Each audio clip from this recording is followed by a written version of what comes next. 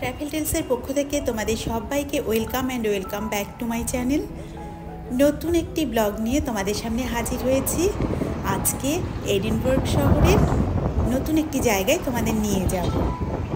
কয়েকটি জায়গায় নিয়ে যাব পরপর, তাই পুরো ভিডিওটা স্কিপ না করে দেখো। পুরো এডিনবার্গ শহরটা আমি কিন্তু ব্লগে আমার একটু একটু করে দেখাচ্ছি। আমি যেরকম ঘুরেছি সেটা সবটাই তোমাদের সাথে শেয়ার করছি। আজকে ছেলে আমাদের নিয়ে চলে এলো হলিউড পার্কে। আগে আমি তোমাদের দেখিয়েছিলাম। আজকে আমরা এসেছি প্যালেস অফ হলিউড হাউস। তো এই হলিউড হাউস ঢুকবার আগে আমি তোমাদের আগে চারিদিকটা একটু দেখিয়ে নিচ্ছি। তারপর আমরা এই যে ঢুকে গিয়েছি, আমাদের আগে থেকেই এন্ট্রি টিকিট করা ছিল, আমার ছেলে অনলাইনে করে রেখেছিল। আর এই হলিউড হাউসে, প্যালেস অফ হলিউড হাউসের এন্ট্রি টিকিট হচ্ছে মোটামুটি 20 পাউন্ড মতো এক একজনের অ্যাডাল্ট।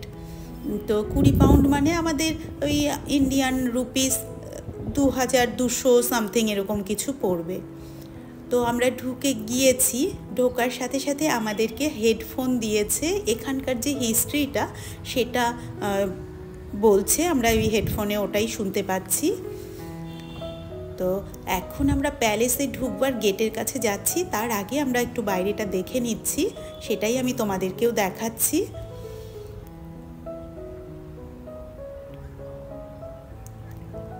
ওই যে গেটটা দেখা যাচ্ছে, সেই গেটটা দিয়ে প্যালেসের ভেতরে ঢুকতে হবে। তো চলো আমরা এখন ঢুকবো।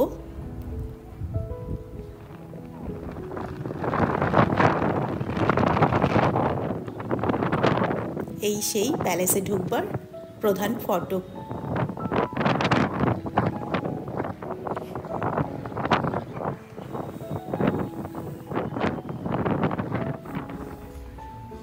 ঢুকে গিয়েছি।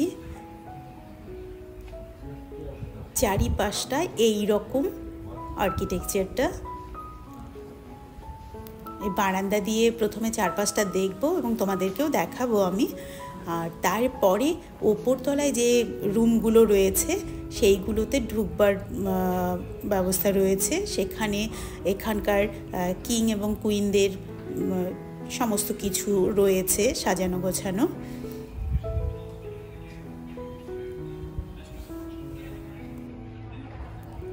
প্রতিদিন সকাল 9:30 থেকে 6টা পর্যন্ত এটা দেখবার সময়। অবশ্যই এডিনবরা বা ইউকের টাইম অনুযায়ী। এই প্যালেস অফ হলিউড হাউস বা হলিউড প্যালেস, এটা স্কটল্যান্ডের কুইন এবং রয়্যাল ফ্যামিলিদের অফিসিয়াল রেসিডেন্স।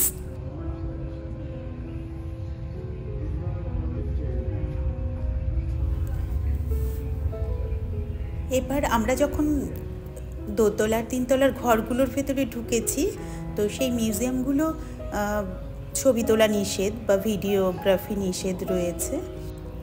ওপরের ঘরগুলোতে আমরা দেখলাম রাজা বা রানী যে যেখানে থাকতো, যে সমস্ত রুমগুলোতে, সেই রুমগুলো সেইভাবে সুন্দরভাবে সাজানো গোছানো রয়েছে।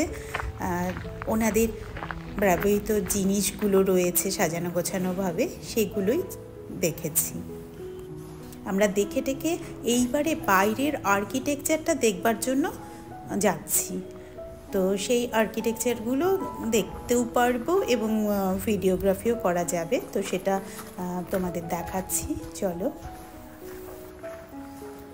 আর এখানকার যেটা বেশ ভালো লাগছে, এখানকার হিস্ট্রিটা আমরা কানে শুনছি এই হেডফোন দিয়ে, সাথে আমরা জিনিসগুলো দেখছি। তো দেখা এবং শোনা দুটোই হচ্ছে, বেশ ভালো লাগছে। হাওয়ার শব্দ শুনতে পাচ্ছ? প্রচণ্ড হাওয়া। এখন আমরা বেরিয়ে এলাম।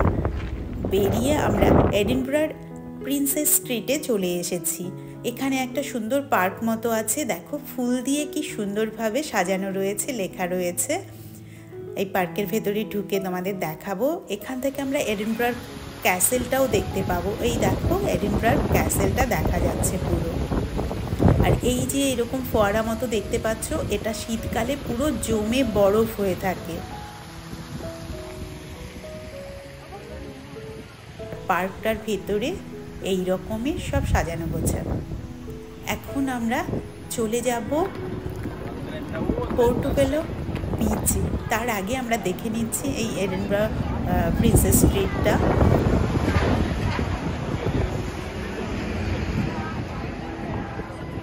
এখানটায় এইরকমভাবে এটা রয়েছে। এই প্রিন্সেস স্ট্রিটে আমরা বসে একটু কফি খেলাম স্টারবাক্সে, কারণ প্রচণ্ড ঠান্ডা আর সব সময় প্রচণ্ড হাওয়া বইছে। তোমাদের আরেকটা জিনিস দেখাচ্ছি, এডিনবরা ট্রাম দেখাবো। এই দেখো ট্রাম আসছে, দোতলা বাস তো আগেই দেখিয়েছিলাম। এবার চলো যাই। খুব সুন্দর একটা বিচ রয়েছে এডিনবরা শহরের ওপরেই, তার নাম হচ্ছে পোর্টোবেলো বিচ।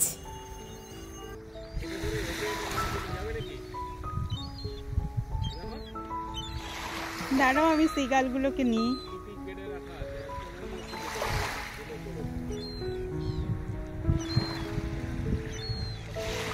এর আগে একদিন সকালবেলা ছেলে নিয়ে এসেছিল এখানে, তো তখন ভাটা ছিল সকালবেলা, যেহেতু খুবই সকালে এসেছিলাম।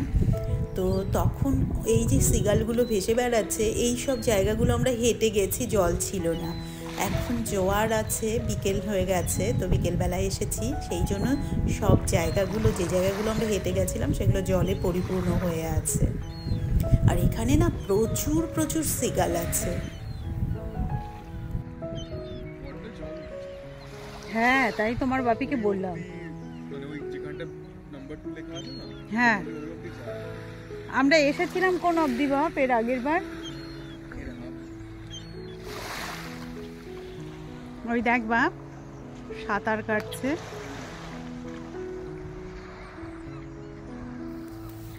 আমার ব্লগগুলো যদি তোমাদের ভালো লাগে তবে অবশ্যই অনুরোধ রইল আমার চ্যানেলটিকে সাবস্ক্রাইব করে নোটিফিকেশন বেল আইকনটি প্রেস করে রেখো। নতুন একটি ব্লগ নিয়ে খুব তাড়াতাড়ি তোমাদের সামনে হাজির হব। আজকের ব্লগটি এখানেই শেষ করছি। সবাই সুস্থ থেকো, ভালো থেকো। সম্পূর্ণ ব্লগটি দেখবার জন্য তোমাদের অসংখ্য ধন্যবাদ।